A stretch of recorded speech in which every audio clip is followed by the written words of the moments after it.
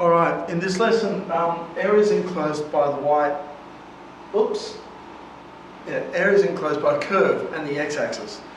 The whole purpose of integration is ultimately so that we can find areas between curves and an axis, areas between two curves, and sometimes if we rotate those curves around the x-axis or the y-axis, we can find the volume of a shape. So that's integration's purpose, areas and volumes. Whereas for differentiation, the whole purpose is to find a function that will tell us all the information we need to know about the gradient of an original function. So differentiation is all about finding gradients. Integration is all about finding areas and volumes. So here we have some axes, and we might have a function that kind of, I don't know, might kind of go like that, right? And we might need to find the area between this x-axis here and that function, whatever that function is. At the moment, we've got no idea what that function is, but there'll be something that would define a curve of that shape. And so we're looking for these areas here. So clearly you can see between the function there and the x-axis that we have an area being formed right there. And in fact, if we started from this point down here at A and we went up to this point here at B, then you would see that we've also got a bit of an area enclosed between the function and the x-axis up here too. So the limits that we have on integration are very significant when it comes to finding areas of functions. Something to be aware of is that if the curve dips below the x-axis, then the value that you would get when you integrate would be a negative value. So this would have a negative value. If the curve of the function is above the x-axis, then the value that you get will have a positive value. And that becomes more important as we assess and analyse the different curves that we're doing. Speaking about analysing the curves that we're going to be looking at, there are some important ground rules. Number one is always sketch the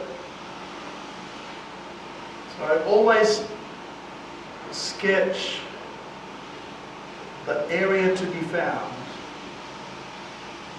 Always sketch that area, which means you're going to have to sketch the function and all of those skills that we acquired through the preliminary course of how to graph a function and functions of all different shapes, looking at y-intercepts, x-intercepts, where maxima and minima are, and whether a function is odd or even. All those skills will come into play for sketching the function and then also assessing where the areas are within that particular question that you'll be looking at. So key thing, as I've just mentioned, that areas above the x-axis are of a positive value. Okay, now I'm going to use my abbreviation for positive, which is a plus and a VE. You can use that in maths, physics, every subject except for English. Plus VE is quite a standard generic shorthand for positive.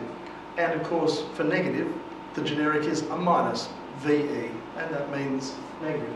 So now that we've mentioned that, areas below the x-axis are of a negative value. Okay? Above and they're positive, below and they're negative. Pretty straightforward there.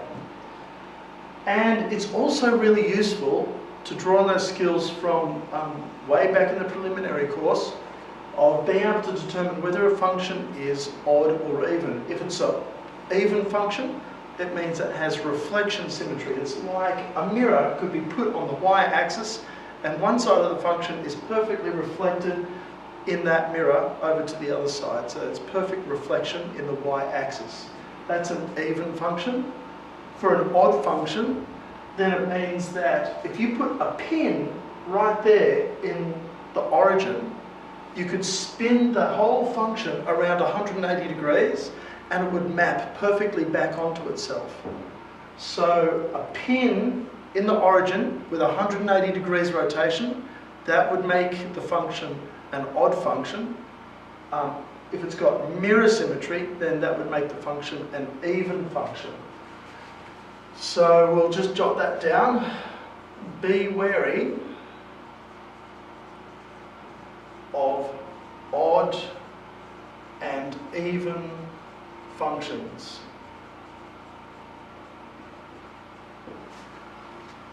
And the reason for that being that sometimes with odd functions, for instance, you'll have limits on the odd function that mean that one area will cancel out with the other area and you would get a value of 0.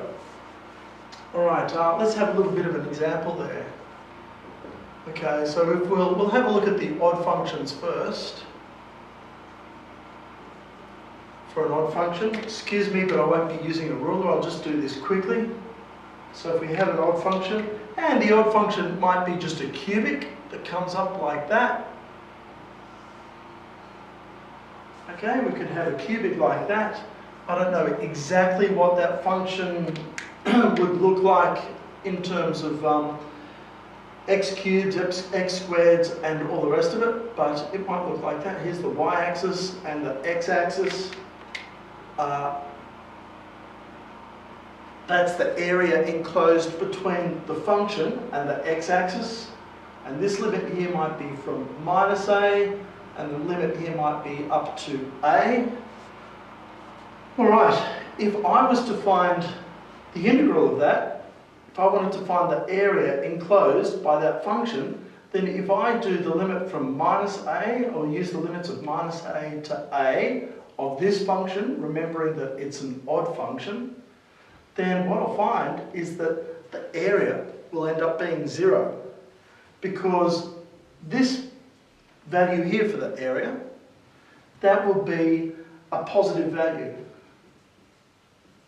That's a positive value. This value here will be a negative value, and they'll be of exactly the same magnitude. They're exactly the same magnitude, so they cancel out. The positive and the negative cancel out. So if you have an odd function and you integrate between one value to the equivalent magnitude but on the other side of the x-axis, the whole integral will equal 0. Right, some of this will make more sense as we do examples from the textbook. If we have a look at even functions,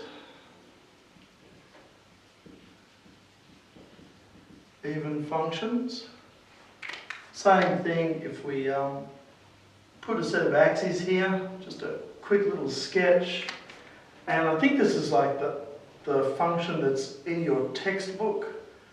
It's just a nice one because it helps us to see how even functions have mirror symmetry, whereas the odd function, put a pin in the origin, rotate the whole thing 180 degrees, and it's got rotational symmetry. Even functions have mirror symmetry.